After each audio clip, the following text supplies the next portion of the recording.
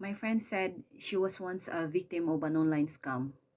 And being a victim of an online scam can break trust and confidence. And that's exactly understandable. But one bad experience should not define our future. Scams exist because dishonest people misuse the internet, not because online business itself is wrong. Real online business is built on learning real skills, giving value, and growing with patience, not quick promises or shortcuts.